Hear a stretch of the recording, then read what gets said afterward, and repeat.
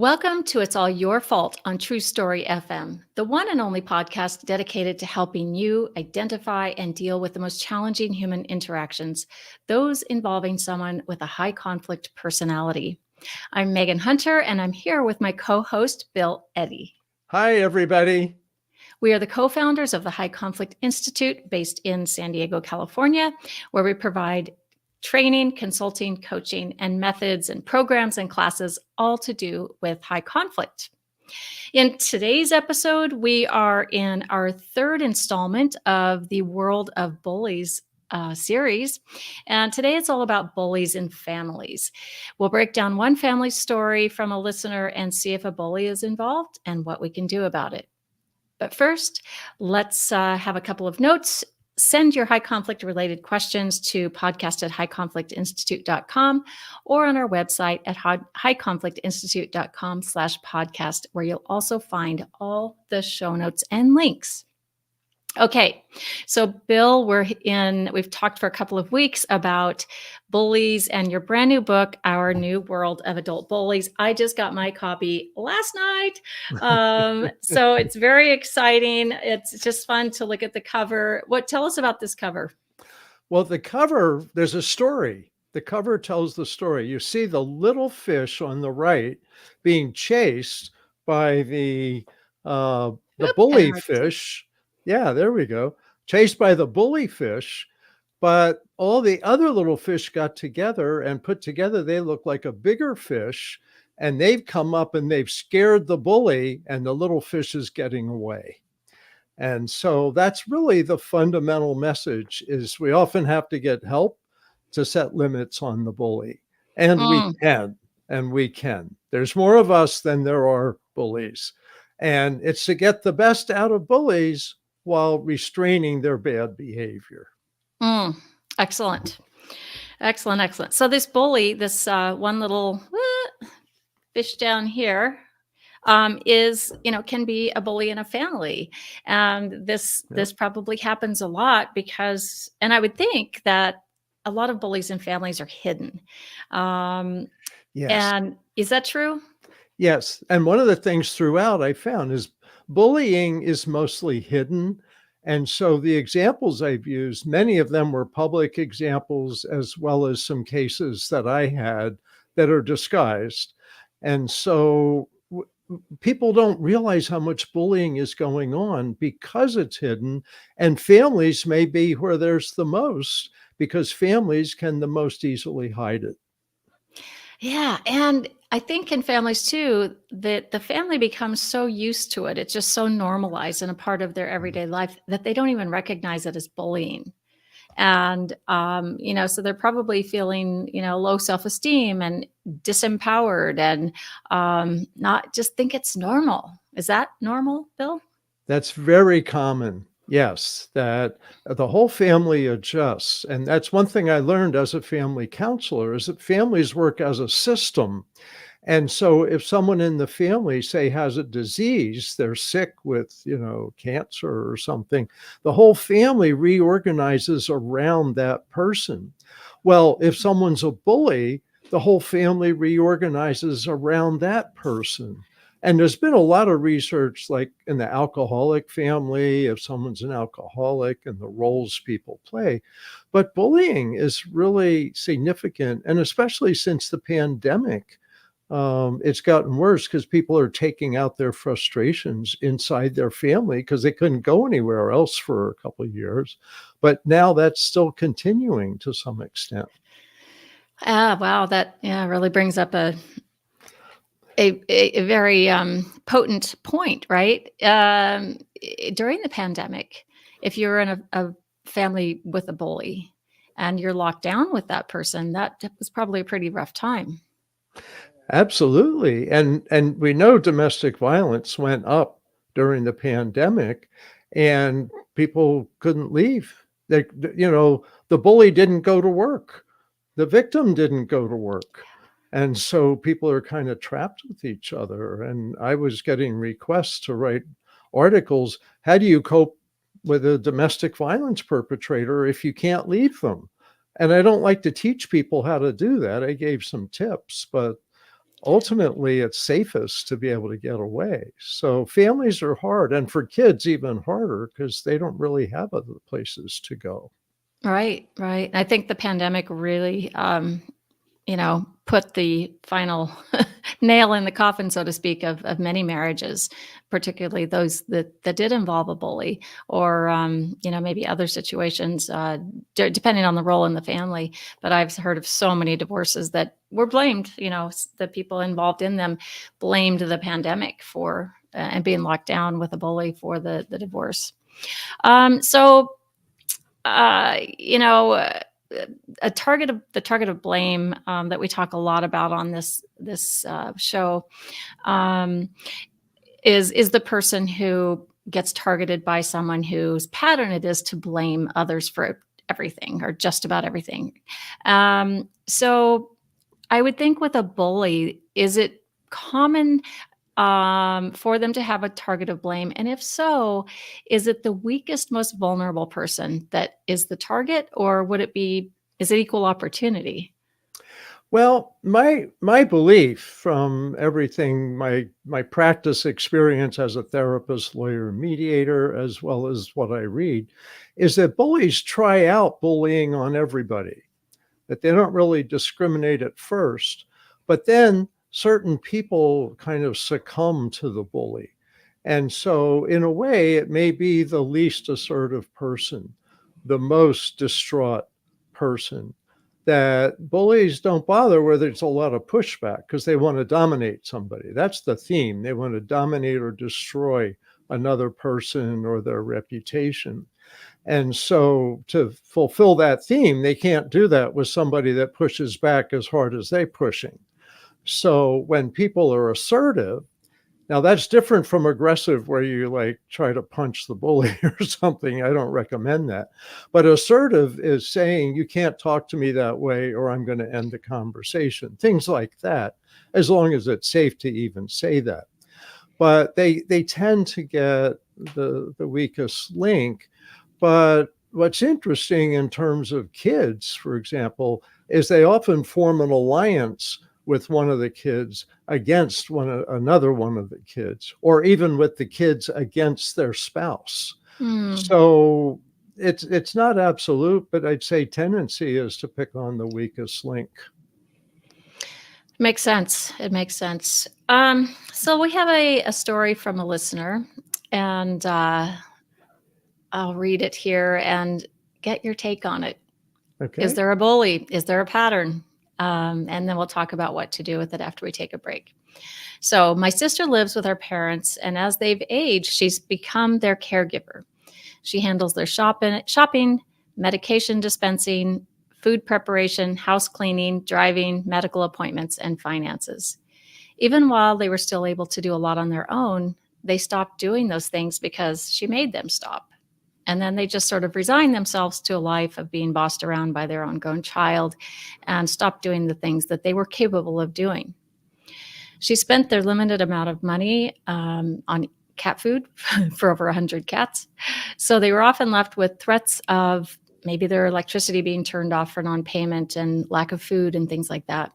She whined and complained to external family members about their poverty state to get them to feel sorry for her and send money. To the social media world, she posts beautiful pictures of scenery and wonderful quotes from books and thought leaders, always offering to pray for my dear aunt or my sweet, sweet neighbor, while at the same time refusing to let her family, us, her siblings, come into the house and even visit our parents or talk to them on the phone. Uh, we believe most of this is because her hoarding had reached untenable levels. And refusing to take our mother to the doctor for her increasingly worsening medical conditions that were life-threatening for over 2 years because she wouldn't let the home health nurses come to the house to treat the condition. And pretending to be lovely in front of people while we occasionally walk up to the door and unexpectedly we can hear her berating our nearly 90-year-old parents. She tells everyone who will listen that she's such the victim, and they all think she's a saint, mostly because she also has physical disabilities. I've financially supported my parents, and my siblings have as well. And supported our sister for decades and sorted out all of their many, many crises. She lies and lies and lies and lies, and people just believe her, asking for zero proof to back up her lies. She has even tried to turn our own grandchildren, her great nieces and nephews, against us, their parents and aunts and uncles, and has succeeded in turning siblings against each other. She laughs if I bring anything up and mocks me. There's no reasoning. I've walked away from the whole mess, but feel awful that my parents are living unprotected from this bully. But I see no alternative. Are there any? So, Bill, bullying, I guess it's rather obvious. But, what you wrote in your book about all the powers of bullies, what do you hear in there? What powers are happening here, if there are any? Yeah. No, I put in 10 powers of bullies, and I hear several in there. And what I have to say is I can't believe how many stories like this I've heard in the last couple of years. As you're writing the People, book, people are telling you these stories? well, partly with writing the book, and partly just I do a lot of consultation and family. It used to be mostly divorcing spouses, but now it's not. It's that, but also more with elderly parents and competition among siblings. And if there's a bully in the family, it might be one of the elderly parents, or it might be one of the siblings. You're hearing these things. So the first thing I want to point out really is the isolation, that there really is an effort to isolate the targets or victims, and to keep everybody else out so that they're isolated. And one of the powers, I say, is emotional repetition. And that's the heading for a chapter, the power of emotional repetition, but in isolation.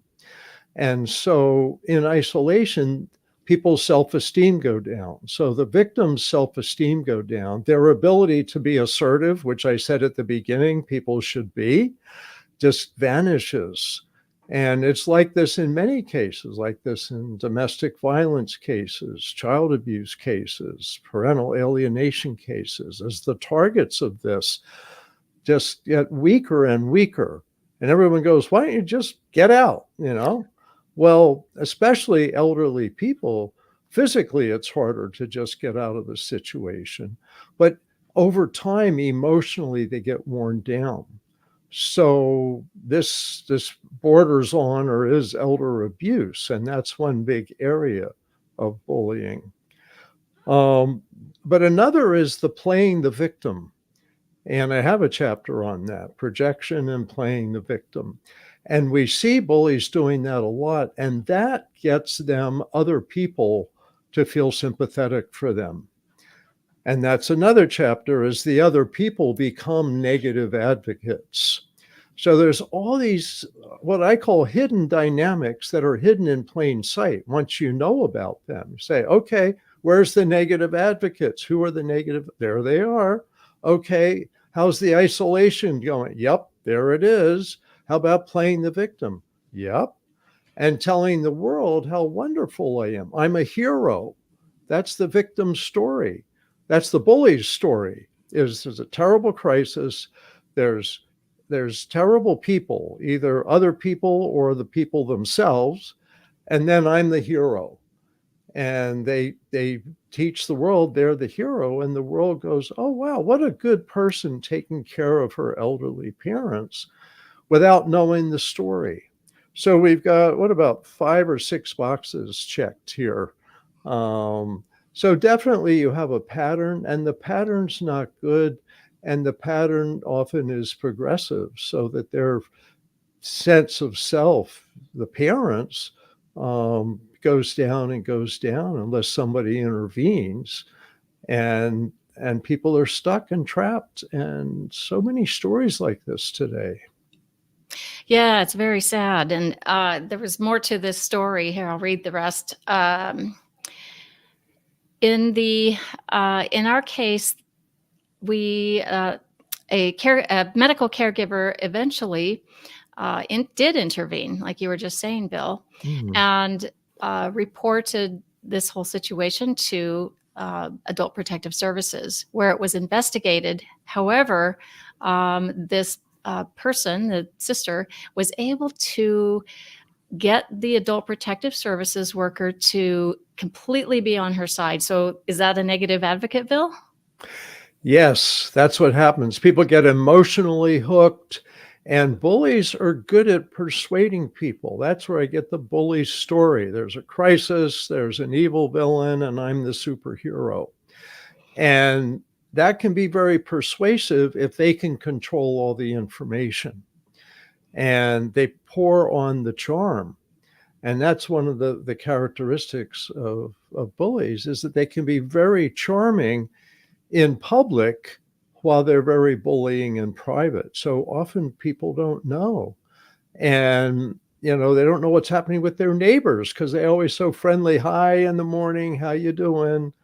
And you find out, you know, they've got like they're holding teenage girls hostage in their basement.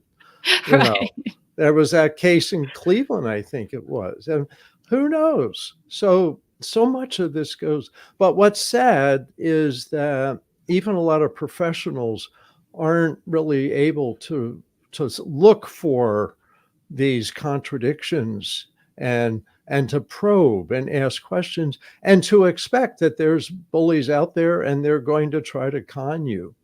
And it sounds like they convinced the APS person that maybe everything's okay, or that this is the protective person. Right, right. So we have that APS person then becoming a negative advocate, and then, you know, the bully, you know, continues to wreak havoc sometimes, and it doesn't matter what kind of family situation it is. They want to turn people against their target of blame, right? And so that can be really difficult and isolating for anyone who is being targeted by a bully.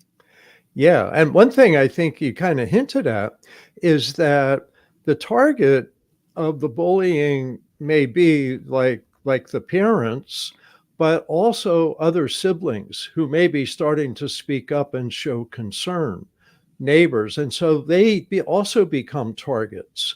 And so, and especially if they're dealing with professionals like Adult Protective Services, they may say, and, you know, my sister, you got to make sure, you know, if you talk to her, she's going to just lie through her teeth to you. She's really dangerous. I think she's a sociopath. You know, don't listen to her. Whatever she says, she hates me. So don't believe a thing she says. And so they set up the person to come in mistrustful of people who really do want to help and who really are honest. And so they create this kind of little universe that's upside down. And this story sounds like it has that. And many of the stories I hear have that. And it's very tricky. Yeah, it's tricky and it's very sad, like you said Yeah. earlier, just very sad. So let's take a quick break, and then when we come back, we'll talk about the bully as a gatekeeper, and children being bullied. So we'll be right back. Okay. There are so many. All right, we are back, and we're going to talk more about bullies as gatekeepers to children, to elderly parents, to, you know, other family members, maybe to financial information, a lot of different things. So, Bill, is this common? The bully being the gatekeeper, and maybe explain, if you would, first what a gatekeeper is. Sure. And yes, it is very common. This is one of the key things that bullies do, to isolate. So gatekeepers are kind of stand in between, and especially in families, they stand between people who should be able to have a direct relationship.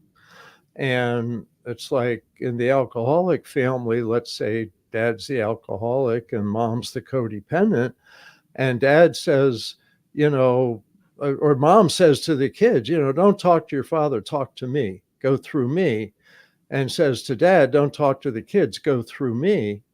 And yet, well, actually this is a team then, because then the gatekeeper is the codependent. But in many cases, the bully in the family tries to control information So, like in a parental alienation case, in a divorcing family, the one parent's a gatekeeper to the children and says, Dad can't see the children unless he jumps through these 3 hoops. Or mom can't see the children, Dad says, if he's the gatekeeper, unless they jump through these hoops. But as you also said, financial. So even intact families, you may have a bully who wants no information to leak out. I'll give you an example. I think of an intact family with domestic violence where the husband was actually the victim and the wife would occasionally be assaultive, and he was a fairly meek person, but she controlled all the finances. He had no idea. He came to my office to quietly find out about divorce, what you have to do. And I said, well, gather all the accounts and get the account numbers and banks and take pictures of account statements. He says, I don't know where they are and I don't know what they are. And I'm sure she's hidden stuff far away. And he was just really helpless about financial information. So you get bullies this way. And when you think about elder abuse, like the example you started out with, we see financial control, family control, controlling the household. It's like wherever one person can control another person's life, bullies might slip in. And that's why I want everybody to be aware of this. There's bullies out there, maybe 5 to 10% of people. You just don't realize it. So have your eyes open. Notice these kinds of patterns. Is somebody isolated? Is somebody being victimized? And if they are being victimized, if they are being isolated, and we do finally get our eyes open, then what do you do? Because, in so many cases, because of the isolation, it's hard to do anything or to even know about it. But let's say you do know about it, and what leverage do you have? There are many who don't seem to have, or I guess a lot of people are afraid to, number one, stand up to a bully, for whatever that means.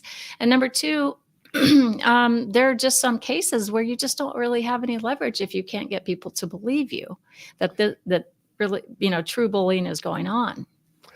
Yeah. So with this, I think, what has to happen, it's like the picture on the cover of the book. You've got to go to other people. And it may be if you're a sibling and you've got, let's say, 4 other siblings and one of them's the bully controlling the parents, is go to the other siblings and give each other support to intervene, or go to professionals, have a consultation with a therapist or a lawyer and find out, what are my options here? What's really interesting is there's some terrible situations that people have tried to expose and had trouble and end up in the news. I did a lot of reading of news articles in writing my book. And there's so many situations where there's like a dozen people covering up and justifying, but a journalist exposed the story. And now they're getting attention, and suddenly, a whole division of a government agency might be exposed as colluding with a bully or just being incompetent and not recognizing this is a bully situation. And Mm, that's one reason I always teach professionals. You always have to have 3 theories of the case. What you're being told might be true, but what you're being told might not be true at all, right. or maybe partially true. And if you don't always think about that when someone tells you there's a crisis or a person in trouble, you may be on the wrong side, on the wrong team, and helping someone get hurt and bullied rather than helping someone that needs help. And that's a tragedy. It's a true tragedy because so many are being really marginalized, and it's very disempowering, and the opposite of having a fulfilling life, right? And so, yeah, you just have to check things out. Always check out whether this could be true, might not be true. Um, so let's switch now to children being bullied. let's say you're a neighbor and you find out that, or I guess let's just start with this, Bill. Can children be bullied, or do we call it abuse? Or is it both? Are they the same? Well, bullying and abuse are pretty much the same thing. Child abuse, domestic violence, bar fights, if somebody's really harming another person is bullying.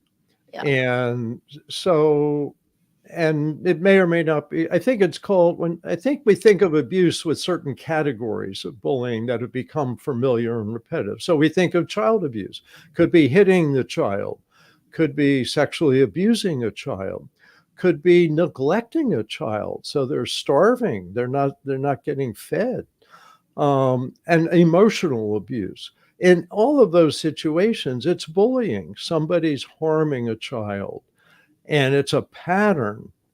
And that's the thing with bullying. It's a pattern. It's an unequal relationship that's being taken advantage of. And so, yes, children are one of the prime people that are bullied because they're smaller, they're physically smaller, they don't know how the world works, they don't have resources outside their family. So children children are some of the people that are most abused, and no one knows in some cases. And I mean, it's it's so, soul destroying to think of that in families, the people that are supposed to love each other, right, and particularly love their children and protect their children, are sometimes the biggest monsters.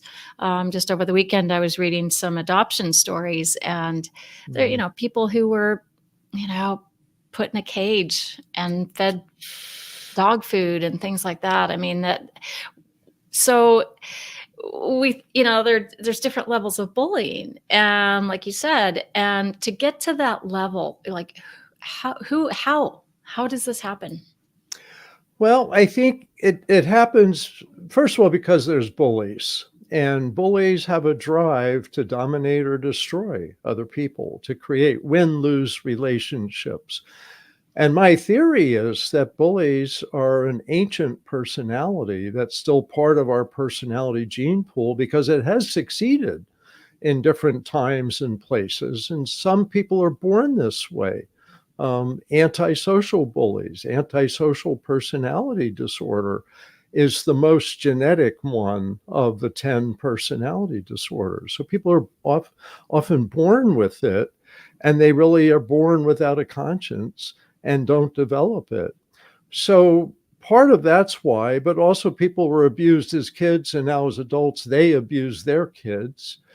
And so other personalities, or they were indulged as kids and allowed to get away with harming and picking on other people. So we have to understand those people exist, maybe 5 to 10% of society. And the goal isn't to get rid of them, it's to set limits on their bad behavior because they can contribute. Many have positive things to contribute. So we have to recognize this exists at, say, 5 to 10% of families and households. And so we need to have some eyes open. I'm not wanting to teach people to spy on their neighbors like they do in China, or did. Well, maybe they are again. I'm not sure. But you get a repressive culture where everyone's spying on each other. That's not the answer. The answer is to just have an awareness. So if something comes to your attention that sounds strange, that you don't discount it and that you don't believe everything that people tell you. I would say we shouldn't believe anybody more than 95%, even ourselves, because we never know when our brains are playing tricks on us and want us to like someone we shouldn't like or dislike someone we should like. So I think a lot of it is just a lack of awareness by outsiders and bullies getting away with it because they have control of their children. But another thing I want to add is we have smaller families now. And so when there's only one or two children and maybe parents are separated, families are much more able to hide abusive behavior than when people had 4 and 8 and 12 kids and aunts and uncles lived in the Hmm, house. good point. That's a really good point. Yeah, interesting. So I guess to kind of wrap this up, it's sad. Um, but if you're in a family and you're being bullied, there are a lot of resources. We'll have some of those in the links and the show notes. If you're confused, if you're feeling down about it, and if and let's say you're on the outside, try to connect those dots. Don't just believe everything you're told. If Yeah. you're confused about something, that might be a yellow flag or even a red flag that's meant to be explored a bit further. So, medical professionals, adult protective services, child protective services, everyone needs to be trained. And I'm sure there's a lot of training out there, but it's important to understand this. Let So, me add, and I put this in the book too, is there's a lot of examples of bullies getting stopped. And in my book, I have more examples of bullies getting stopped than bullies getting away forever with their behaviors. So it is possible. I want to give people hope. And just because child protective services and adult protective services exist is a good sign, because we didn't have that like 30 years ago or 60 years ago. And so there's a lot of hope, but people do need to be much more educated. yeah, thank you for that. That's so important. It's not hopeless, right? Yes, yes. We can be hopeful. So thank you. So next week we will talk about bullies as leaders in companies and other organizations and profit and not for profit. In the meantime, send your questions to podcast@highconflictinstitute.com or submit them to highconflictinstitute.com/podcast. We'd love it if you tell your friends about us, your colleagues, and give us a thumbs up or a like somewhere, wherever you're listening to this. And keep learning and practicing skills. Be kind to yourself and others. Set a lot of limits when necessary. And we'll all try to keep finding the missing piece and keep the conflict small. Okay, so keep your voice recorder on, Oh, and we'll okay. keep this on, and we'll change our shirts. We probably should do that off camera. All right. And then we'll go to episode 421, which is And, bullies oh, in it as won't leaders. there, I can stop my camera. There we go. All Okay. right. See you in a couple minutes. Okay.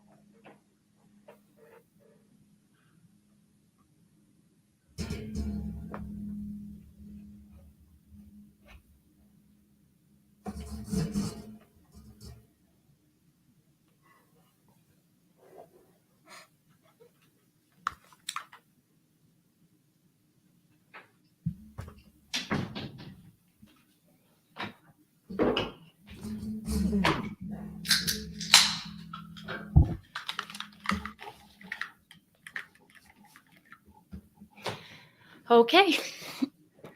I think it's going pretty well. I think it's going great. How about you? Yeah. Although I only have these 2 iron shirts, so That's I all may right. have to switch back to the other one for the next episode. That's okay. That's all right. I don't think anybody will even notice. They won't remember for a week or Yeah, 2 weeks. right. They have to Right. remember 2 weeks. Yeah. Okay, so this is episode 421, Leaders. It's 35 minutes, so we'll end around 2:06, or let's see, 1:06. Yeah, better write that down. I like being able to see the time. It's nice, really Because when I nice. look at my cell phone clock, I don't remember when we started, so I don't always remember how long we've gone. Yeah, true. Okay, we are ready. Countdown 3, 2, 1. Welcome to It's All Your Fault on True Story FM, the one and only podcast dedicated to helping you identify and deal with the most challenging human interactions, those involving someone with a high conflict personality. I'm Megan Hunter, and I'm here with my co-host, Bill Eddy. Hi, everybody. We are the co-founders of the High Conflict Institute in San Diego, California, where we focus on training, consulting, coaching, and methods and classes, all to do with high conflict. In today's episode, which is episode 4 of our World of Bullies series, we're going to talk about bullies as leaders in companies or other organizations. And it can be a big corporation all the way to, a doctor's office. But first, a couple of notes. Send your high conflict related questions to podcast@highconflictinstitute.com or on our website at highconflictinstitute.com/podcast, where you'll also find all the show notes and links. And I'm going to say right here at the front, because sometimes I forget at the end, that we're doing a few bullies webinars in the U.S. fall, or the Northern Hemisphere's fall, which will be September, October, November. So September's will be on family, bullies and families. October will be bullies at work, and November will be bullies in communities. And it's not just talking about bullies all the time. It's what do we do about them in these different settings. So Bill will be doing those. It's 4 weeks for each type. So we'll put those links in the show notes, and also a link to Bill's new book, Our New World of Adult Bullies, which I just got my copy last week. And if you look at the last episode, Bill will tell you about the cover. He has it too. It's very exciting. I love this book, and I think of all the 20 plus books you've written, this is my favorite. So. Cool. Yeah, bravo. I spent more time on this, so yeah, let me add I know that. it was 3 really years. important. 3 years. 3 years. Yeah, you put a lot of effort into it and a lot of thoughtfulness, and I think it's I encourage everyone to get it and read it. So let's talk about bullies as leaders. You mentioned that a lot of leaders are born to be kings or queens, right? Mhm. And their ancient bully personalities just kind of drive them to that. So let's explore that a bit. Well, let me just say the thing about the theory that bullies have ancient personalities fits especially, I think, when you come to leaders, because bullies want to dominate or destroy. And if you think back thousands of years, that bullies, before we had science, before we had history, before we really knew how to do things, we had to yet be strong as communities. We had to get together and humans help each other out. And in order to get us all together, we had to have leaders that we were loyal to. And so there's some characteristics of bully leaders that make sense if you go back thousands of years before history, before science, all of that, where loyalty to the leader was everything. And the leader had to inspire people. So they would tell stories. There's a terrible crisis. There's an evil villain. On the other side of the wall, the castle wall, or out of sight of the the other side of the hill. Yeah, right. And I'm your hero. Follow me. And And join so, together, right? yes, Band join together. together. And so bullies in many ways can be inspiring leaders, but they also can be very aggressive in that they focus on destroying other people or other locations. And if you think of human history's gone through many different approaches to life, to the world, whatever. And what seems to happen is that some people win and some people lose, and that over time it seems like better ideas have won, but in many moments the better ideas get wiped out for a century or two, and then they eventually come back. So if you think of the idea of dominance, that we're in many ways like other mammals that have a dominance hierarchy. And the monkey tribe, that for 2 or 3 years, Oscar is in charge and nobody can beat him in a fight, so he's in charge. And so he's kind of the leader and we kind of follow him, and he's supposed to find the good places to get food and all of this stuff. But then they get replaced. There's constant revolutions in all mammal families, it seems, especially primates like monkeys and baboons and all that, all our cousins. Um, but we have to overcome that. And in society in the last 1,000 years, we've really shifted from one dominant personality to a society of rules and laws like constitutions, society of science, where we do know what happens to the sun during an eclipse, that it's not going away, and don't let anyone tell you that, and follow them. So bully leaders are kind of driven to be aggressive, to dominate, to get people to follow them, to lie if they have to gain power. And what was interesting in my book is I found bullies want to be leaders at all different levels of society. So there's bullies in families, like we talked about last week. They want to dominate people. There's bullies in the workplace. There's a supervisor that everybody goes, that's a bully. That's a hard person to work for, but they're really good at something, so the company doesn't want to fire them. And then you have the bullies that are the head of the company and maybe even on the verge of destroying a company. I've got some examples of that in the book. So it's a pattern of behavior that's actually relatively predictable if you think of them as ancient personalities. Yeah, I mean, it really makes sense. And something that a couple things popped into my mind. One is a question about lying. Do all bullies lie? Not necessarily. So I see at least three types to some extent. So the narcissistic bully, in many ways, wants to be the leader. Probably more narcissistic bullies in leadership roles than anything else. But the antisocial bully, who's more happy to destroy people, so they're often the conqueror, the dictator, the okay with wiping out 10,000 people that look different from them. But the borderline bullies, which we see more in families, child abuse, domestic violence, their problem is more a lack of self-control. So they can't stop their anger. They can't stop hitting people close to them.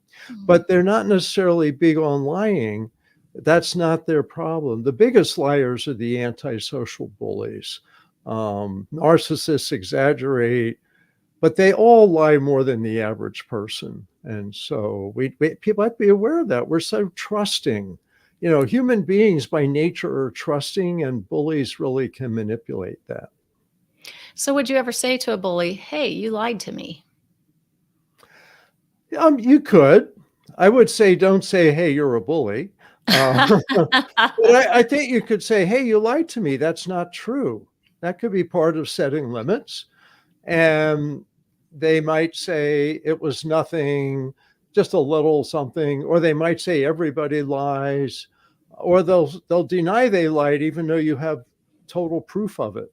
Yeah, Um, that's one of the most fascinating flip-flops to me of anything is just this lying when you know you can get caught. It's just mind-boggling. but sometimes people stop. I caught somebody in court lying, and I proved to a judge that this person lied. There was something about dates when something was mailed, and the liar burst into tears. It was a woman, and she burst into tears, says, "But it's true, it's true." And the judge says, "All right, let's move on."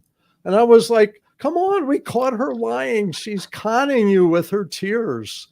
So by the way, bullies can be women too. Absolutely, and and you kind of pointed out a really, challenging and tricky spot is when other people just allow it to happen even if they know it's happening, because we see it happening and it can be the most frustrating thing in the world for the person who sees it and knows it and no one else cares. Yeah, it's that's the bystanders. And whenever you read about bullies, you read about bystanders. Certainly childhood bully, there's a lot of bystanders around and they're encouraged to say something. But with adult bullies, people should be encouraged to say something too. Hey, that's enough, Joe, or that's enough, Jane. Cut it out. You don't have to have a major confrontation. You can just confront that. But imagine in today's world, if everybody called out bullies just a little bit, that would totally intimidate them. And That's then the school of fish. right, and went to the next step of imposing a consequence, and Yes. that's the hard part is even if you can get someone to set a limit out loud, and perhaps threaten, the imposition of a consequence, then really carrying that out is that final step that is absolutely intimidating for most people. I think a majority of people, are uncomfortable doing that. Some people have no problem with it, but I think it's scary to some because they're afraid of relationship loss or job loss or financial implications across the board. Yeah. What's interesting with bullies, and you said nonprofits and profit making organizations, is that's one of the big issues. Let's say your bully is the CEO of the company or the administrator of the nonprofit. Who's going to stop them? Right. Now, nonprofits have boards of directors, corporations have boards of directors, and you would think that's one of the reasons for boards of directors. But there's so many cases that I know of and that I read of where people hesitated to set limits on the CEO because they were making money for them, or they were in a nonprofit, you're getting recognition. Maybe you're head of a hospital that's a nonprofit, but everybody says yours is, the best hospital at heart surgery. And so they don't want to, just because the best heart surgeon's a bully, they don't want to get rid of them. And so setting limits on the boss, that's a big issue. And it keeps coming up. But I want to say bigger organizations tend to be better at this because they have procedures they've established, and smaller organizations struggle with it because people are new. Maybe no one was trained in management. They don't have a human resource department. Things like that can be harder. But bullies can pop up anywhere as leaders.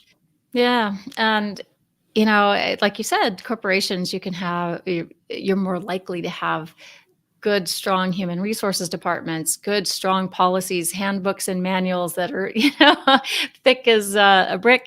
But I know some. I can think of a major health care organization, major hospital, um, that is just it's grown so quickly that they can't really keep up. So they mostly, it seems, ignore any type of bullying behavior or bad behavior at all. So the employees kind of feel like they're left out to kind of hang left out to dry.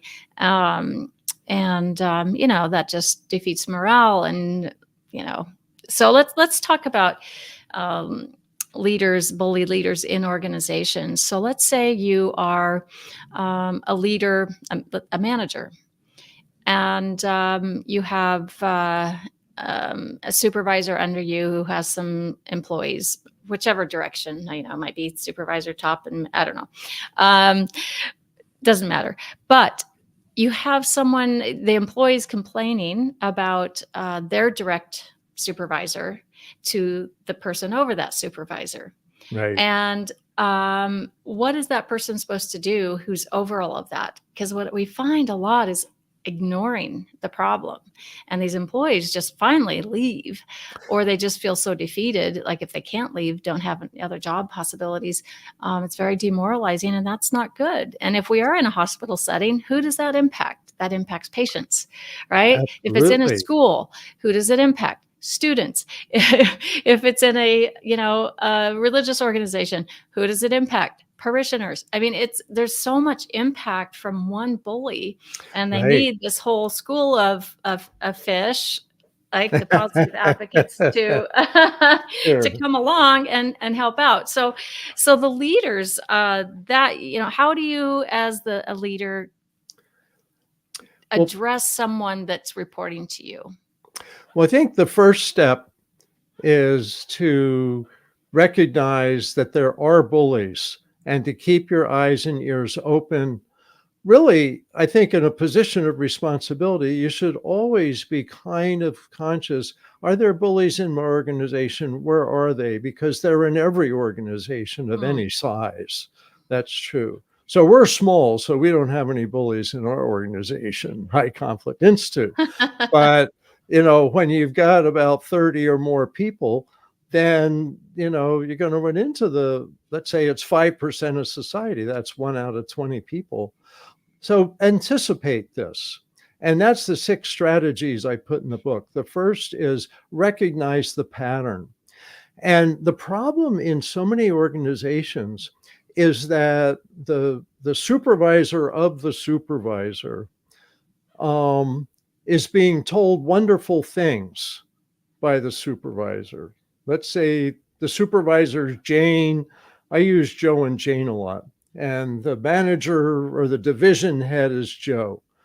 And Jane just has Joe figure Jane is wonderful. She's perfect. She's charming. She knows what she's doing, this and that.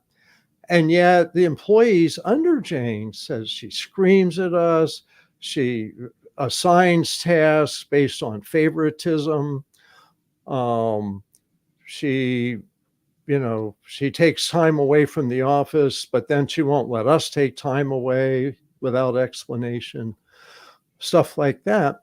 And so the person in the division chief, Joe position, tunes that stuff out because they're so impressed with their own relationship with Jane, the manager, that the employees are probably just complaining and it's not that serious. And I hear that story so many times. And one of the things we say, so you say, what do we do? So employees need to explain in detail. And sometimes it's a series of employees. You need to talk to Joe. You need to talk to Joe. You need to talk to Joe. And for some people, as a group, they go and talk to the division chief. This manager, Jane, is just terrorizing us. And you've got to understand that and get their attention. The one thing to avoid, I think, is setting up a meeting that's a surprise where you get Joe, the division chief, say, we want a meeting with Jane, the manager, and 6 employees, because what that turns out to be is a mobbing kind of Surprise situation. attack. Surprise attack, which can go either way and will not save the organization and may It will not destroy go the well. organization. Yeah. So what Joe needs to do is hear what's being told and maybe even solicit information. Say, tell me more. I want to understand. And a lot of good businesses will regularly get feedback, have people give feedback on how are people doing, how's each other doing, etc. So it's built in that negative feedback filters up. But what Joe would then need to do is sit down with Jane and say, hey, I'm hearing some problems exist here. We need to talk about what can be done. What do you think's going on here?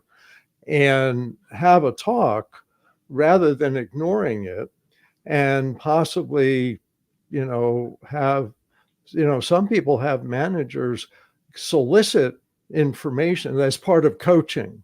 And, you and I with High Conflict Institute, we really promote coaching, and we have several coaches that people really like. And part of coaching with, say, a manager level is having them solicit feedback and then look at what they can change, what they need to change, and that there's an expectation of change, but there's also support for change. It's one of the big messages about bullies that I want to convey is they're not bad people. They don't even really know what they're doing. It's part of their personality. And maybe half of them with some coaching can take off the rough elbows, as they call it in the tech industry, and improve their communication and problem solving. Maybe half can't and have to leave the organization. And that's the last thing I want to say is, if they don't get addressed, the organization is going to lose good people. And that's why organizations really have to do this, because they suffer if they don't in the long run. Absolutely. So let's take a quick break. And when we come back, we'll keep talking about this a bit and some things people can do. And I also want to talk about something new. We're introducing new ways for work for leaders. So we'll be right back.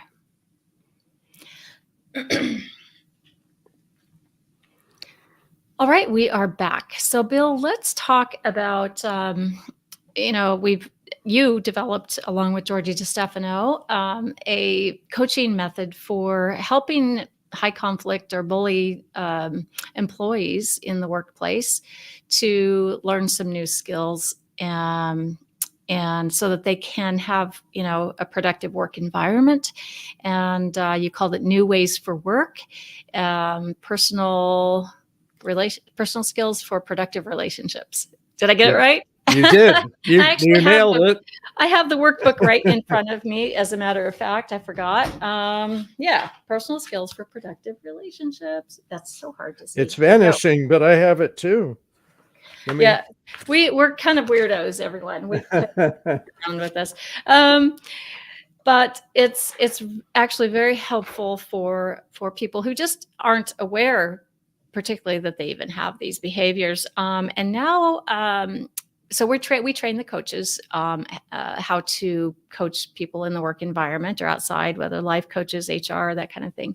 And very soon we are introducing, today, I guess, New Ways for Work for leaders. Mm-hmm. And so it's a little bit different from coaching employees. But when you're in management, when you're a supervisor, when you're a director, any kind of leader, how do you handle high conflict situations? How do you create an environment that is bully proofed, right?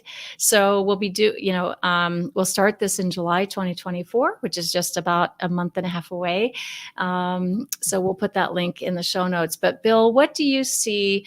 How do you see New Ways for Work applying to or helping leaders manage bullies?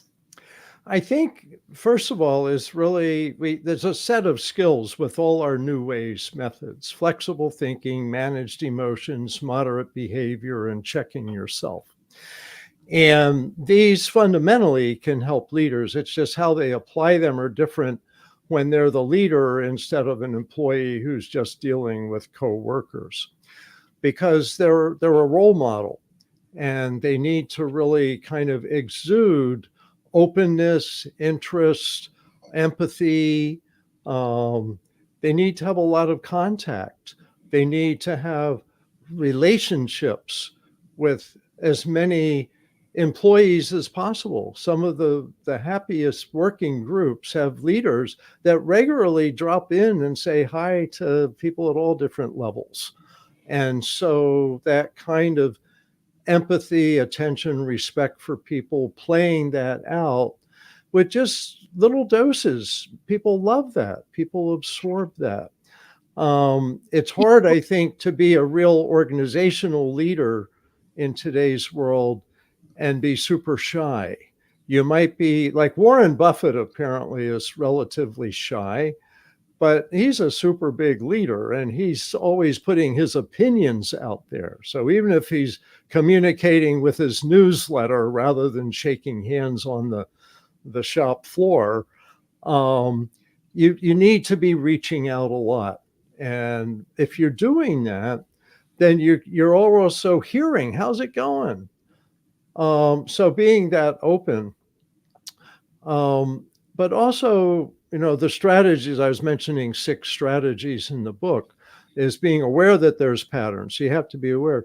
But second is pulling the plug. Is there some way I'm supporting bullies? And Mm. leaders have to constantly ask them that. Is there some way I'm supporting bullies? Is there something that I'm doing or not doing that needs to address this issue? Because in the workplace, one of the biggest issues for employees and managers is difficult people. And I think it was 2006 that the surveys on the workplace tipped to other workers were the biggest problem rather than schedules, pay, nature of the task. And even today, I think it's like number 2 or 3, if not number 1, for a lot of People organizations. are a problem. Yeah, yeah. And so pull the plug. If you're helping that be a problem, look at your part in it. The third is setting limits. And that's what we've been talking a lot about lately, you and I, and our trainings, is people don't set limits. And organizations especially need to set limits. Say, hey, that's not okay. This is what we're looking for, everybody, but hey, that's not okay. And they need to show that they're addressing problems. So people feel like if there's a problem, I can go to this leader and they will take it seriously. Or the That's bully may see, not see such open space to get away with their bullying behavior, right? I mean, if you right. know that an organization is going to do something about it, I mean, I think back to school, you kind of kept in line because you didn't want to go to the principal's office. Because back in our day, Bill, for me, at least Oh, at our school, it meant a paddling with a wooden paddle, and that was the last thing I ever wanted, and I never got it. So I yeah, guess if you apply it to this, there's no wooden paddles, but a metaphorical wooden paddle would be setting limits and being active about it, and letting your organization know you are proactive about making sure that things are done right when yeah. it comes to people.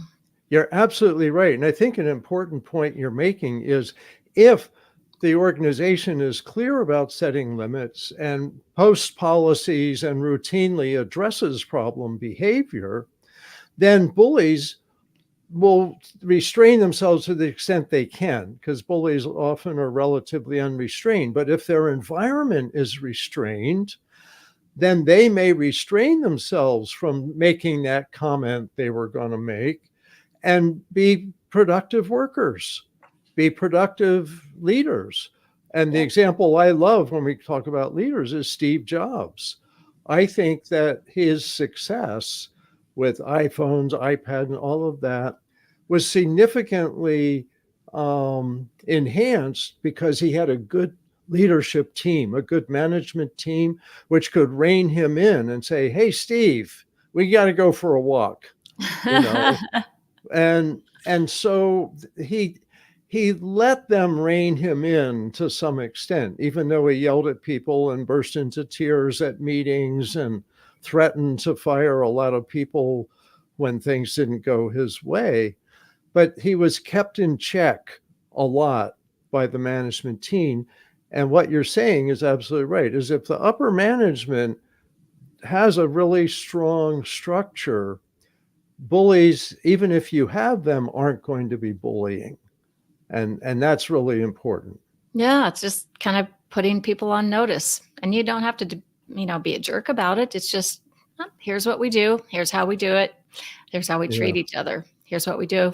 Here's what happens if you violate, And which that's is a the strong word, but That's the next thing, though, the imposing of consequences and threatening to impose consequences. If you're someone with a credible reputation, is almost as good as imposing the consequences because they know you're going to do it and they back off. And so, and if you don't have consequences, you can set all the limits in the world and people will just roll right over them and roll right over you. So that imposing consequences goes with setting limits. And that's our new acronym is setting limits and imposing consequences is SLIC, S-L-I-C, SLIC solutions. And in many ways, that's at the core of what my book is about, setting limits and imposing consequences. And there's story after story where that happened. But there's also story after story where that happened late in the process, and it's too bad it couldn't have happened a lot earlier. And that's another point about organizations is they wait too long to set limits because they don't believe in bullies. They go, well, she'll straighten up. She'll come to her senses. With a few sentences. That's right. Or I told him to stop. And with bullies, that's just not enough. They have to know there's a hammer waiting to fall if they keep acting this way. And so the consequence is really what helps bullies is consequences. It's not helpful. And we teach kids this. I'm not helping you if I let you get away with what you just did. So there's a consequence. So you can think about this. You're going to have some time out. And sometimes employees get or need to get a day to think about whether they want to work here. And that's sometimes itself that supervisors are serious enough, if they can do that, to say, you may not be a good fit for us. We may not be a good fit for you. I'd like you to take a day off and think about this. Because in the long run, people recommit. When they have limits set, they often recommit with more energy because they feel the power of the structure. It's like, I want to be part of that. I want to be part of an organization that sets limits on people like me. Right. Yeah. So let's. I think that's a great way to end this, Bill. And it's really fascinating. Even as you were talking about, a manager or a leader walking around, shaking hands, saying, "Hey, how are you doing?" Checking in. And I know for myself as a leader, I got so focused on, we're a wholly remote team, and have been for however long we've been in existence, 17, 18 years. Which I think makes it that much harder to stay connected, right, with your team. And I realized even pretty recently that I needed to do walkarounds. I need to do check-ins. I need to, particularly in remote environments, just say, "Hey, how are you doing?" Have that conversation, and focus on people management instead of just efficiency and all the tasks and things that have to be done to run a business. So that's I think it's been hugely empowering for me, and I think probably helpful for our team as well. You and I see each other on our podcast a lot. We have these nice conversations, but all of the people that support us in the wings, they're I'm making sure now that I touch base with them a lot more, and I think they appreciate it. So anyway, thank you for this. And we'll put all the links to the New Ways for Work for Leaders and New Ways for Work for Coaching trainings. The New Ways for Work Leaders training in July is being offered as a first-time rate at 50% off the normal price. So you'll want to sign up for that. Sherilyn Knapp is and Bill are the trainers for that course. Bill is pre-recorded, and Sherilyn is live 8 hours training. So that'll be there. The Bullies book link will be in the notes and all kinds of things. Next week, we'll talk about bullies as neighbors. So in the meantime, send your questions to podcast@highconflictinstitute.com or submit them on our website at highconflictinstitute.com/podcast. We'd love it if you tell your friends and colleagues about us. Give us a like, a thumbs up, leave a review, and wherever you listen to our podcast. And until next time, keep learning and practicing these skills. Be kind to yourself and others. Set limits. Watch for bullies. They are real, while we all try to find the missing piece and keep the conflict small. We're doing really great today, Bill, at Yeah. 32 minutes. Yeah, I'm good for another one. But Okay. I wanted to give kudos. I didn't want to interrupt you, but I wanted to give kudos to you for getting us together, like the Christmas things that we do on Zoom, and also the retreat and things like that. I just So, need to be more consistent at it. That's the problem. yeah, But I've started being more consistent with just reaching out to each person, because I realize I get very isolated and I get into all my efficiencies and projects and stuff and forget to be a human. So yeah, I'm working on that. we all have to do that. Yeah. Yep. All right. Well, I'm going to change my shirt and I'll be back. Oh, I'm going to go back to the other iron shirt. Okay. Be right back.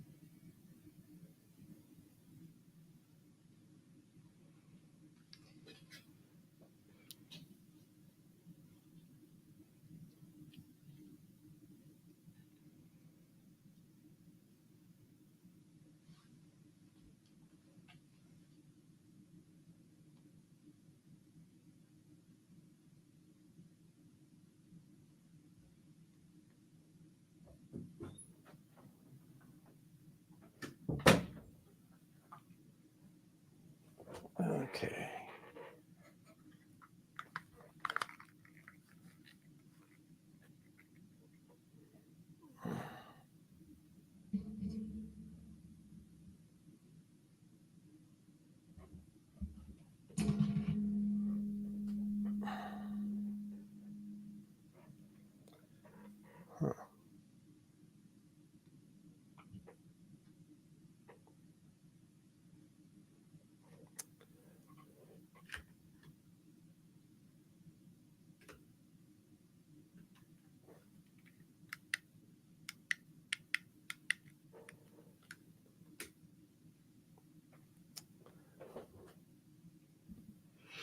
Oh, okay. You're waiting for me.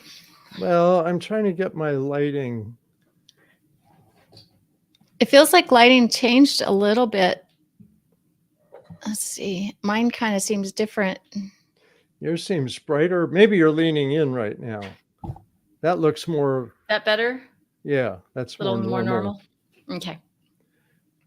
Yeah. All I right. still haven't seen a perfect Zoom lighting system. I don't think people care, honestly. At the end of the day, they just want to hear the message. I hope you're right. Yeah. All right. We'll find out. Yep. All right. Andy, we are on episode 422. And at the end of this one, Bill, I'm going to end the stream. And after that, just you don't have to touch anything. I have to hit, it'll be uploading our recording. And you can't shut your window or anything like that at all. So you can walk away, anything, all that stuff, but just don't shut anything down. So if I take a Um, 5-minute break or something, yeah, I mean, you can still use your computer, just don't shut this window, this tab or anything. I don't know how to use my computer without You don't touching. have 400 tabs open at a time like Oh, me? right now, I didn't. I expanded this. Um, Nothing changed, right, for Right, you? right. Okay, got it. So now I can get to all my other stuff, email and things. Okay.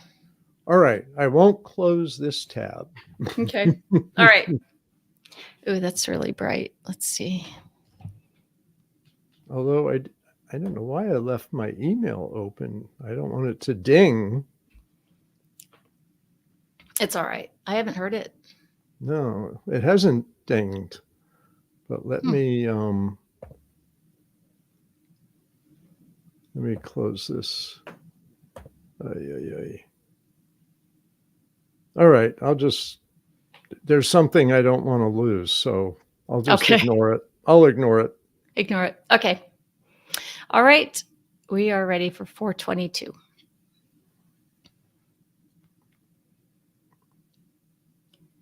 Welcome to It's All Your Fault on True Story FM, the one and only podcast dedicated to helping you identify and deal with the most challenging human interactions, those involving someone with a high conflict personality. I'm Megan Hunter, and I'm here with my co host, Bill Eddy. Hi, everybody.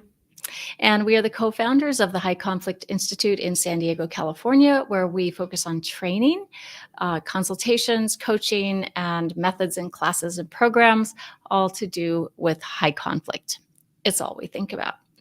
In this episode, we're in the 5th installment of our World of Bullies series. And today it's about neighbors who might be bullies. So if you've ever had a bully neighbor, this episode is for you. And there's a lot of stories out there. So, first, a couple of notes. If you have any high conflict related questions, please send them to podcast@highconflictinstitute.com or go through our website at highconflictinstitute.com/podcast, where you'll find all the show notes and links from today's episode. All right, so we are in this World of Bullies series because, Bill, you've come out with this brand new book called Our New World of Adult Bullies, and I keep showing it. You're showing it. We both got our copies just recently, so we're very excited about it.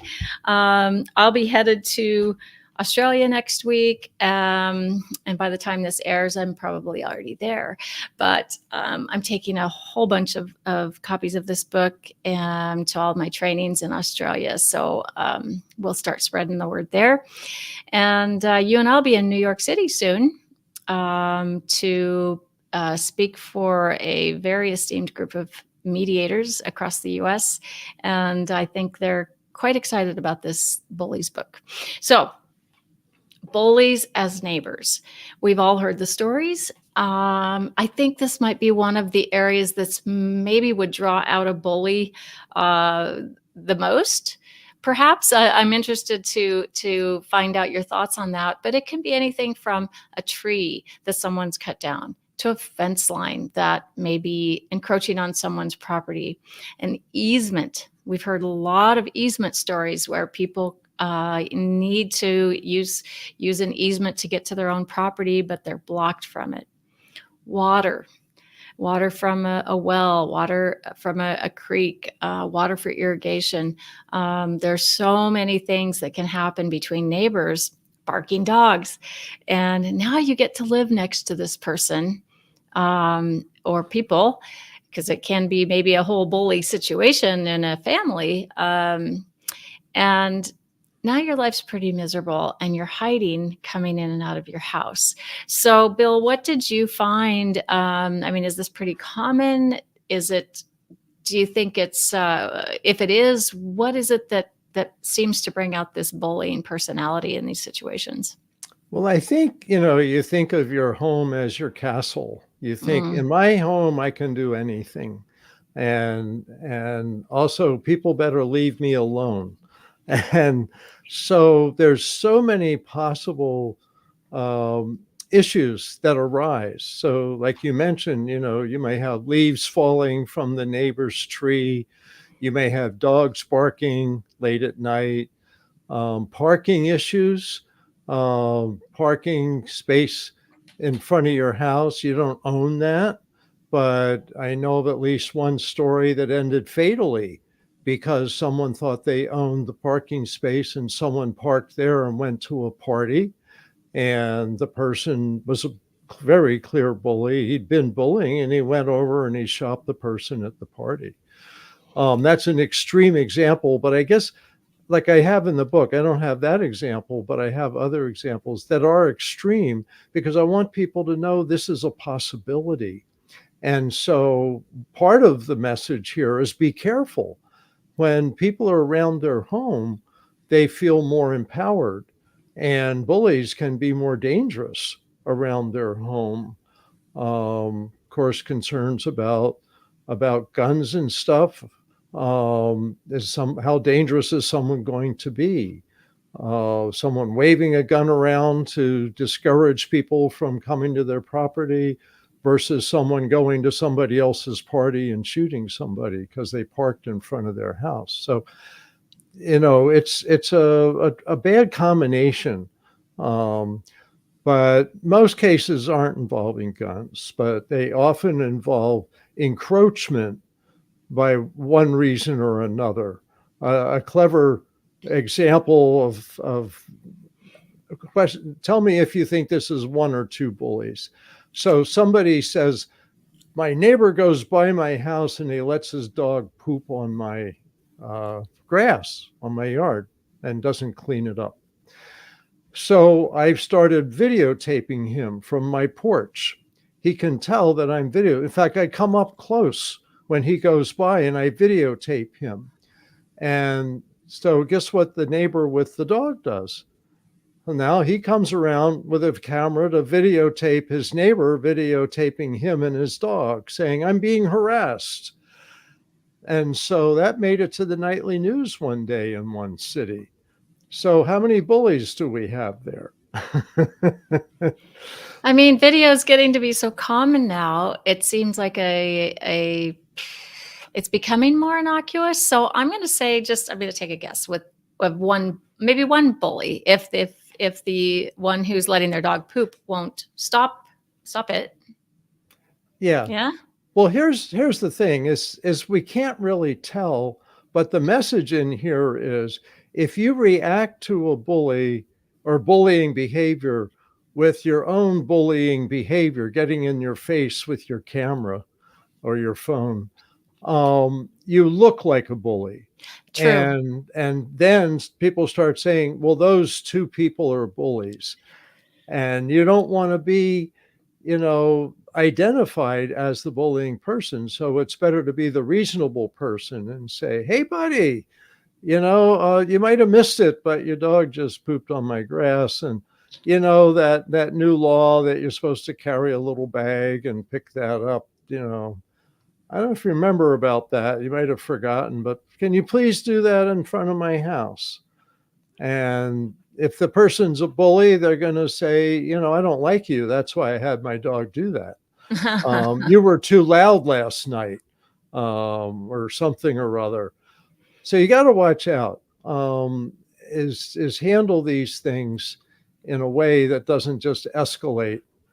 And one of the things I really want to put in a plug for is community mediation centers, because most big cities have a community mediation center, maybe several community mediation centers, where people sit down and talk with their neighbors to talk about problems and talk them out and say, can you please cut back your tree because all these leaves are dumping in my yard?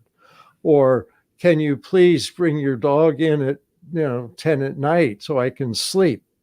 I go to work early. Can you bring in your dog at 9 at night so I can sleep? And community mediation centers have resolved a lot of disputes because they have a third-party mediator there sitting to help them talk and help keep things calm. But how do you get a bully into mediation? That's the Well, thing. Well, since I volunteered at a mediation center, 1980s, something like that. Um, we had good intake people, and they were trained at calling the other person. So let's say you have a dispute with your neighbor, and your neighbor's a bully, and you want to deal with it peacefully.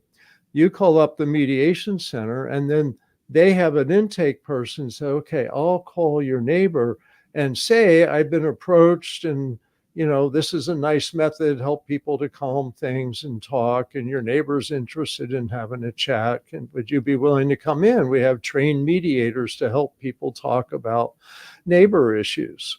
And we've settled 8,000 neighbor disputes. Wow. So things like that. The success rate is around 60 to 80% for mediation in general. And a lot of community mediation is pretty easily solved. Part of what comes out, people call the police. They start with the police. And if you have to, for safety reasons, start with the police. But if you don't have to, I think starting with mediation may be good, or even a lower level is to go to your neighbor's house and knock on the door and say, hey, you may not have realized it, but your loudspeaker was on late last night till midnight, and it made it hard for me to sleep, and I have to get to work early. Could you please, close the doors and windows like at 10 at night? And a lot of people weren't being bullies, but it feels like they were, like they have their noise on, their where they park their car, all they do these things. So you don't have to start out assuming they're bullies. And sometimes just that neighborly connection helps. But if that doesn't work, or you're not feeling safe, go to try mediation. If that doesn't work, or you're not feeling safe, then go to the police. Because there's a lot of laws about how communities are run. And the police are there to help calm things down. So let's apply this to a situation I just heard about recently where a woman who had lived in her home for, I don't know, 40, 50 years, uh, knew the neighbors next door. The house was sold to some new people, and she thought, well, it's a great time. I've wanted to get a plot of the land and see, what if the fence line is correct, and just all those things. And she discovered that the fence between she and the neighbor of the house that it was selling, it was encroaching quite a bit onto her property, cutting into her property. And so she thought, well, I'll wait till they move in, and then I'll go knock on their door and introduce myself, and we'll talk. And I don't know if it was a first time or second time they talked, but she let them know she'd changed the fence, or she'd had this plot taken care of, and that discovered the fence was a little bit over. So she says, I've been thinking about changing my, putting in a new fence anyway for a while. So I might as well let's put it in the right place according to the maps. And they just said, no, we're not doing it. And let me back up. She said, she asked them if they would mind paying for half the fence, which is pretty much a neighborly thing to do. I think that's pretty common to ask for when you have a fence in common, to ask for, see if they'll split it or not. And so the neighbor said, absolutely not. And it's gone back and forth, and half of the fence got knocked down at some point. Now there's threats, all kinds of threats all over the place, including the one that you call the nuclear threat, which is to accuse this woman of child molestation. And I mean, just like randomly out of the blue. So let's say, she's tried the conversation, didn't work. Let's say she goes to the next step, mediation. And the mediators, the intake folks call the neighbor, and the neighbor says, nope, not doing it, which in this case sounds like that might be what would happen. So then is the next step police, or is the next step, is it a civil matter, or will the police say it's a civil matter and it needs to go to the police? I mean, to court, go talk to a lawyer, or can you make that decision yourself based on what's going on? Well, I think since there's a legal issue involved, that you don't want to call police is a higher escalation. So I would say that's a good time to be consulting with a lawyer about what are my options here. And you might have a lawyer write a letter to the neighbors and say, my client's figured this out. She's right. And we'd like to resolve this peacefully and easily. Is there do you have a lawyer I can talk to about how we can resolve this? And so, keep it peaceful that way. Lawyers kind of add a sense of authority to it, and it's not the same as police, coming to your door, but it's a next up level. And societies, that's how society works. We have rules and laws, and when we enforce them, society works.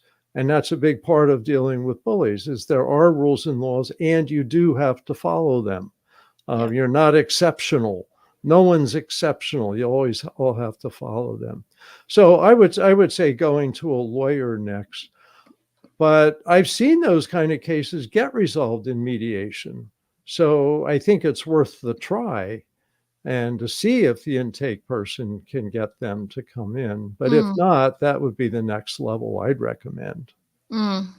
So in some cases, let's say it's a case where they're playing their music loud intentionally, which we hear about cases like this, or start to hoard on their property to a point there's rats living, start from the hoard and then come across into the neighbor's area, and they just don't want to do anything about it. And even when approached, they almost torture their neighbor with it. If it's a bully, they might continue to do it just for the sake of driving the neighbor crazy.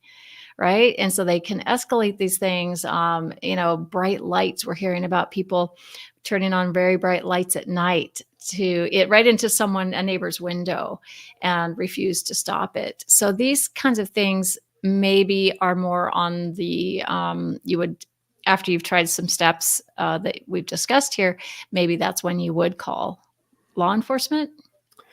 Well, at that stage, if you've gone through a lawyer and they've ignored that, is then having police come and say, this is against the law. And you may have to be served a citation. You may go to court to get them served with some kind of restraining order on their lights, et cetera. And some bullies are really paranoid. And so they might have all these bright lights around their property because they think their neighbors are out to get them, when in fact, the bright lights are really upsetting their neighbors. And so, that's the kind of thing, ideally in mediation, is calm down, meet the neighbors, and don't mistrust them so much. But yeah, so here's where you might have the police serve a warrant or serve a restraining order, something that has some legal consequences, and the person would be called into court as a criminal matter, perhaps. The property line's a civil matter, but there's some things reach the level of a criminal matter, disturbing the peace. And it's interesting, you can get restraining orders for disturbing the peace. Not necessarily that hard, and these kinds of things might bring that out. They violate the restraining order, they can actually go to jail. So there's legal steps, and that's a lot with bullies. And in the research for my book, so many cases end up being stopped at the legal level. Sad to say, but that's what they're there for, stopping bullies. Right. So we did receive a listener question. So thank you for sending this in. I'll read it, and then we'll take our break, and we'll discuss it when we come back. So when I was 10, my neighbor, an 80-something-year-old man, shot and killed one of my dogs. When I went looking for my dog, I asked him if he had seen my dog, and he told me he had shot a dog like that this morning. Frozen, I asked where he was so I could bury him. The old man told me that his body was in the dumpster and that he would shoot me too if I didn't get off his land.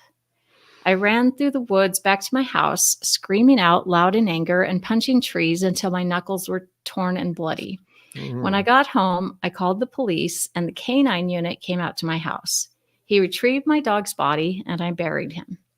The worst part was that my dog was very sweet. And I Mhm. do know that generally sweet dogs can be threatening, but it was very against his nature. My neighbor had tied him up and broken all of his legs, then shot him point blank in the chest with a shotgun. Now, this is extreme, and we do Yes, understand, listeners, that this yes. is extreme. But this exists, this But this exists. exists.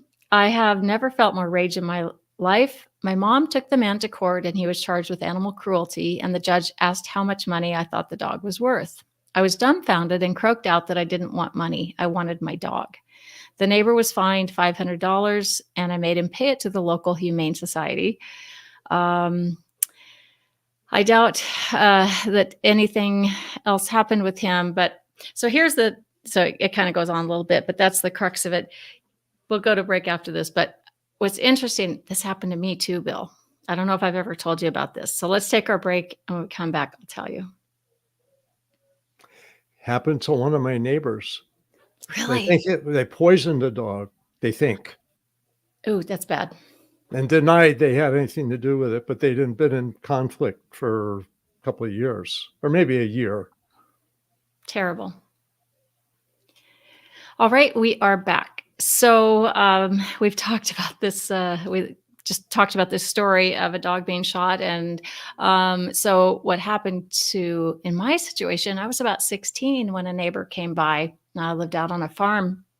My parents were gone into town or something, and he said, you know, your dogs have been killing my baby calves, and you know the offspring of cows, and which I mean does happen in rural life sometimes, but these two dogs in particular were really very sweet, similar to this story that I've just read, and the one wasn't even big enough to take down a calf.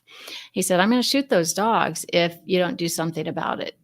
All right, so when my parents came home, you know, about an hour later, I told them about it. And then I went over to we had a ranch a few miles down the road with another home. And I went over there and those two dogs were laying dead in the yard. And for a Um, 16-year-old girl, that was devastating. It would be devastating mm, for anyone. And, you know, it wasn't even an hour since he made the threat that he was going to kill these dogs. So I know when it comes to to pets and especially dogs and things, we can take it even more personally and probably want to retaliate. I know I've never forgotten about it. When I've seen this man a mhm. few times in my life, that's what I think of. Was he a bully? I don't know. I don't think so. Maybe in rural life, that's just the way it is. But so if we go back to the story of someone who's just shot this young boy's dog, and he admits to it, and but then threatens to shoot him. That's I mean, downright bully.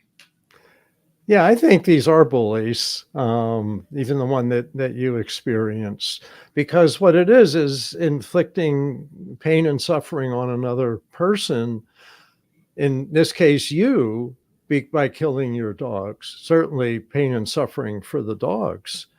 And it's and this is why I think it's so important to understand. I think bullies aren't really thinking things through, that this is the way they see the world and they feel justified. I had a right to do this. It's my land, it's my calves, it's my peace of mind, my quiet space, whatever it is, that this is part of the problem. There's a continuum of bullies, like how severe and how not severe they are. And these are some pretty severe examples.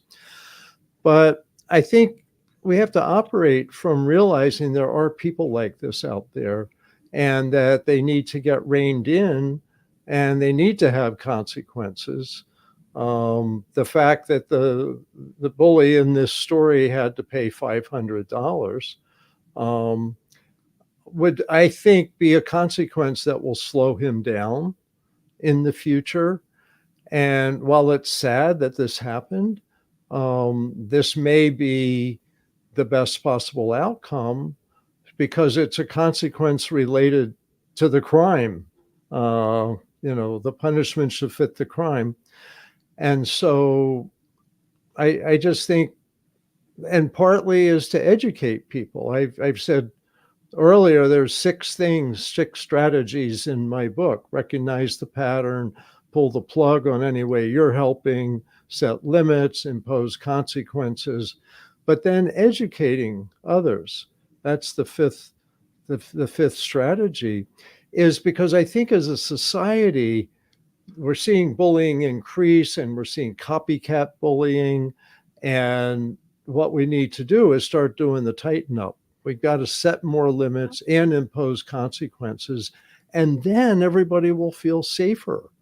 When anything goes, people don't feel safe. And bullies, I have this saying that where there are no rules, only bullies will rule. Mm. And so we need a little bit more rules and a little bit more imposing consequences for the rules that already exist. But that's why neighbors, there are a lot of rules. That cities have rules, but they often don't get enforced, and people don't know about them and don't speak up about them. But you want to catch things sooner and realize that people are affected by dogs, by noise, by parking, by leaves, and have empathy for each other. That's part of the human, being, is to have empathy. Although we have to have empathy for bullies who often lack empathy. So it's Yeah. be strategic, not judgmental. Mm. And that's kind of my next question is, if I'm listening to this and I've been that person that's kind of harassed my neighbor, because I mean, we have heard these stories about someone just parking, 1 inch closer to the neighbor's property every day just to drive them crazy, or, play the music late at night just to drive them crazy, whatever it is. Right. So if I'm listening to this podcast and I'm that person that's been doing that, am I going to connect the dots that that's bullying behavior? Probably not. The bullies don't connect the dots. That's part of the Right. problem. Or they disconnect the dots. They figure, oh, Mm, it goes back to somebody else. It's their fault. I have to punish them. And I did put that in my book, is the idea of misconnecting the dots. And so that's what they do. That's the problem. That's the piece that's missing. I love that. Because yeah, it's an interesting concept because bullies talk a lot, I find. And what they're doing, they're often telling a story that's not accurate, that makes it other people's fault that they did their own behavior. And they don't see, no, you did your own behavior. You can't hold someone else responsible for how you behave. And what you did was hurtful to me or hurtful to someone else. And bullies seem to be missing those connectors Mm. in a way. Some of them learn it like through coaching and consequences, but others just really don't have it.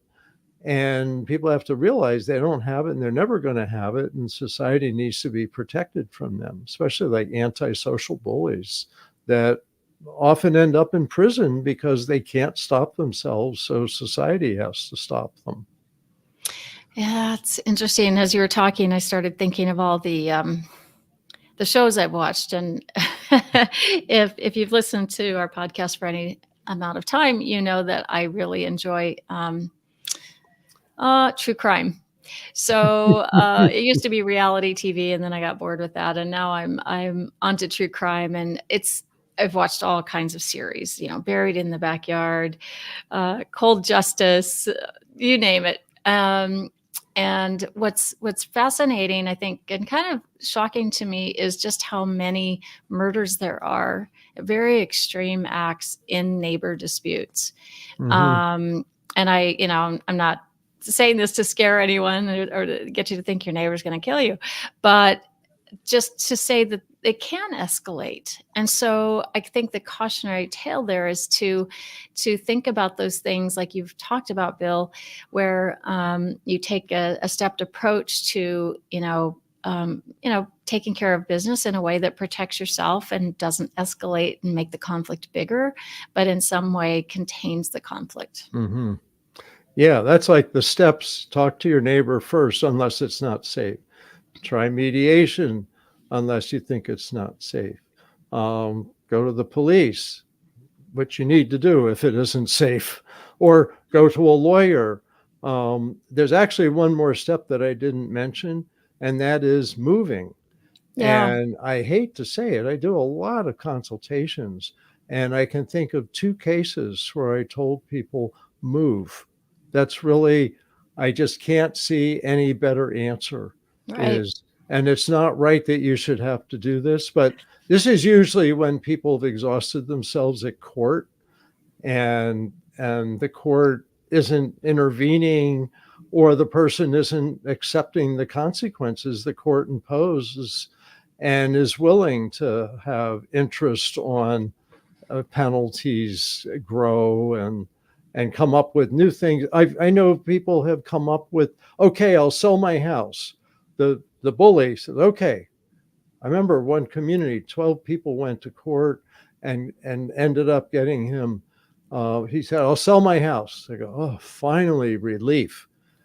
Well, guess who he sells his house to? His girlfriend. And so now his girlfriend owns the house and he still lives there.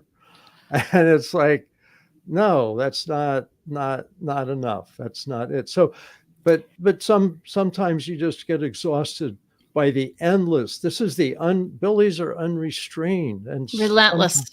yeah, and even the restraints you put in place, sometimes they work, but sometimes they don't. And that's the last. Sometimes a move is the way to have a happier, healthy life. So I wanted to make sure I included that, but that's in the extreme scenario, but that's certainly better than people getting shot. Absolutely. Yeah. You just have to, calculate out and weigh out what's more important, some peace of mind, or, continuing to just live next to some really, just live in a mess, right? No one likes to have to run into a bully every time you're, or try to avoid somebody every time you're leaving your house or coming home, or just want to enjoy your backyard, or have a garden party or something, and it's just not possible. So yeah, I mean, there are decisions that each individual has to make, but that was the kind of what I brought up in the situation with the fence and the neighbor. I said, well, how much does this person love her house? Yeah. Is it worth it to move? And I guess, she really loves her house, so she'd prefer to settle this another way, but it does make it difficult. So I think with that, we'll wrap this one up, and take a look at the bully webinars we have coming up in September, October, and November. All the links are in the show notes. If you're interested in learning more about bullies, this book is fantastic. Our New World of Adult Bullies: How to Spot Them, How to Stop Them. So please do send your questions to podcast@highconflictinstitute.com or through our website on highconflictinstitute.com/podcast. We'd love it if you tell your friends and colleagues about us. Give us a like, a review, a thumbs up, anything like that where you listen to our podcast. Until next time, keep learning, keep practicing the skills, be kind to yourself and others, set lots of limits, read this book, and we all try to find the missing piece and keep the conflict small. Okay, we can stop our voice recorders. Right. But that's all. Yep, we are done. Okay, end stream. End the stream.